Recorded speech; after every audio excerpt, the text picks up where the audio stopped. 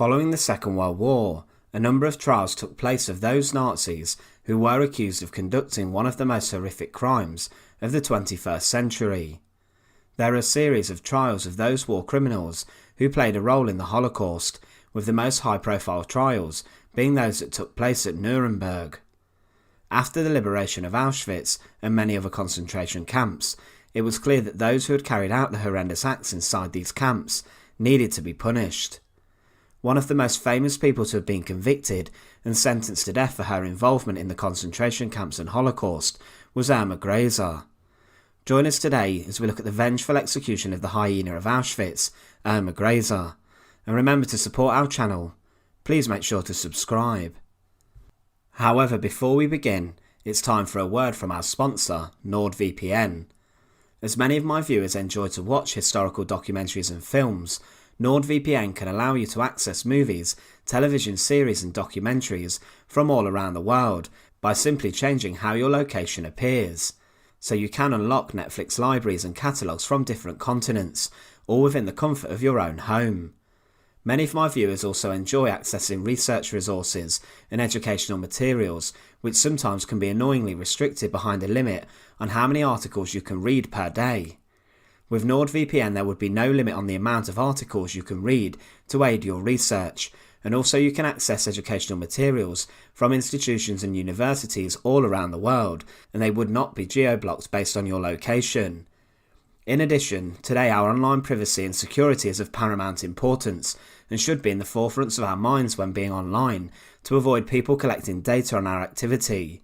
Your internet service provider does collect data on your information and what you look at online, but one fantastic way of avoiding this is by using NordVPN.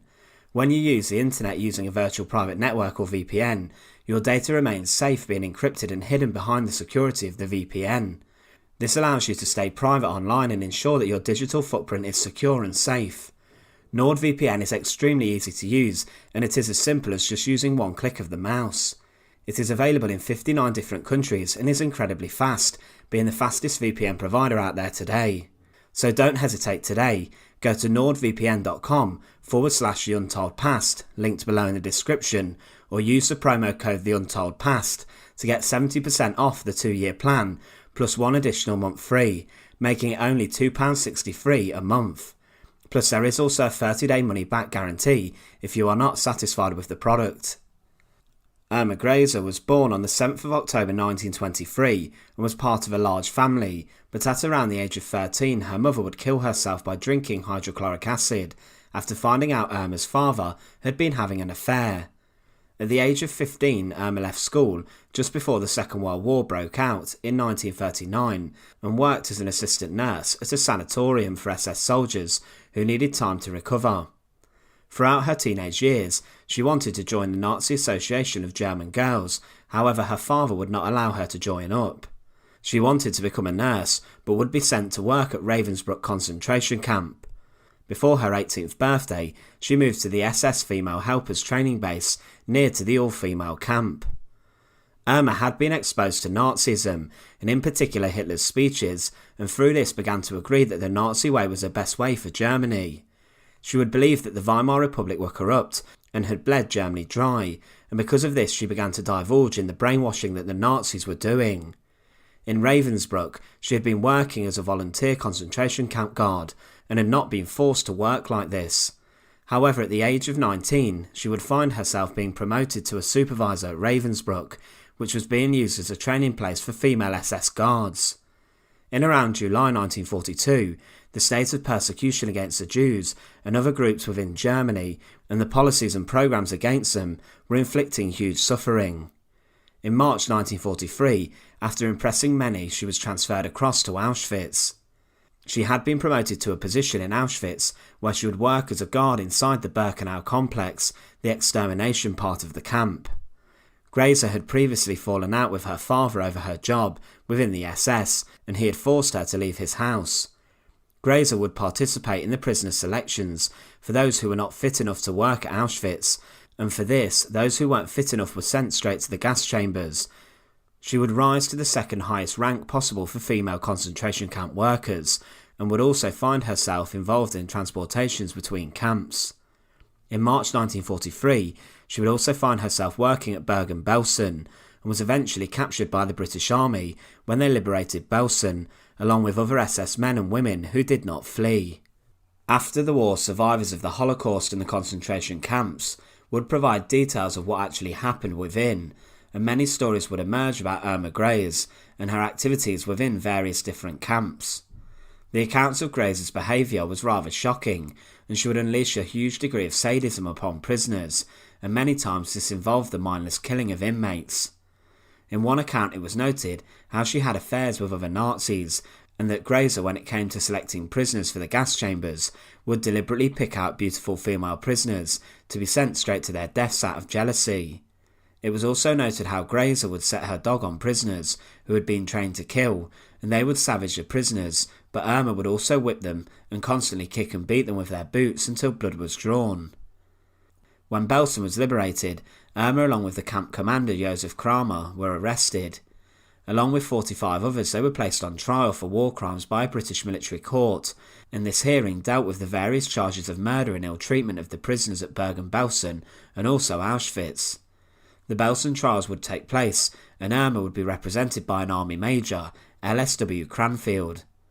Irma at her trial would plead not guilty to the specific charges brought forward against her. However, the evidence and testimony against her was damning and outright shocking.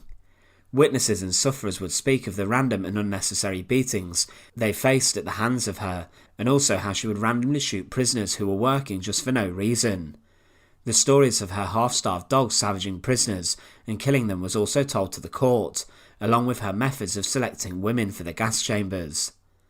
It was also unveiled how she would use physical and emotional methods of torture in the camp, and also how she seemed to enjoy shooting prisoners for no reason. It was clear that she seemed to take great pleasure in this. Irma Grey's was also stated to have whipped some women to death, and most shocking of all was what was allegedly found inside her hut and quarters at one of the camps. It had been claimed that in her hut were 3 lampshades which had been made from the skins of dead inmates. However, this claim is disputed.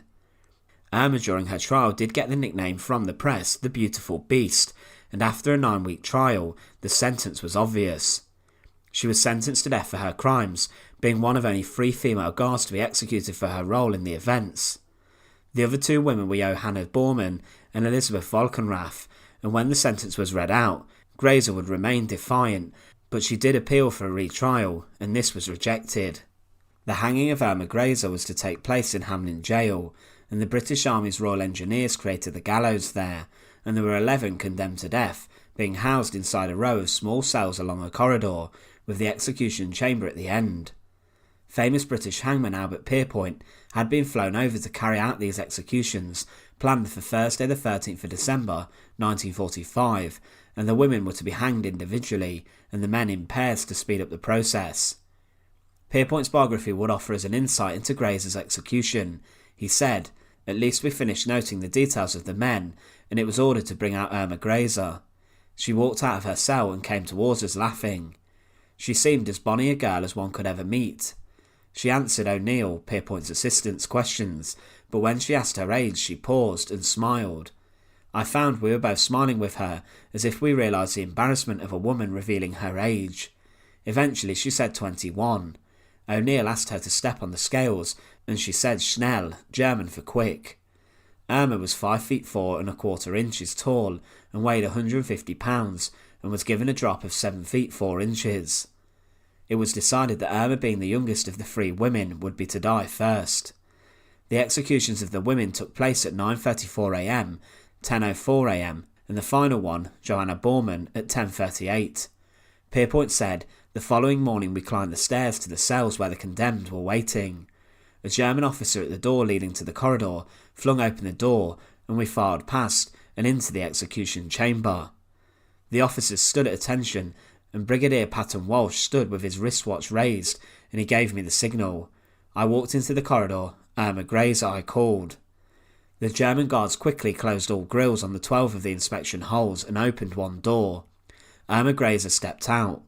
The cell was far too small for me to go inside, and I had to pinion her in the corridor. Follow me, I said in English, and O'Neill repeated the instruction in German. At 9:34 a.m, she walked into the execution chamber, gazed for a moment at the officials standing round it, then walked into the centre of the trap, where I'd made a chalk mark. She stood on this mark very firmly as I placed the white cap over her head. She said in a languid voice, "Schnell." The drop crashed down and the doctor followed me into the pit and pronounced her dead. After 20 minutes the body was taken down and placed in a coffin for burial. Following her death, Irma Grazer's belongings were given to her sister, and amongst this was almost 440 Reichmarks in cash, and also a bank book with a balance of around 4,400 Reichmarks. This shows how much Irma Grazer made from being a senior female concentration camp guard, when a simple textile worker would only be paid 76 Reichmarks a month. The crimes of Irma Grazer were great, and her unbelievable and brutal cruelty inside some of the worst places on earth shows us how evil and brutal the Holocaust really was.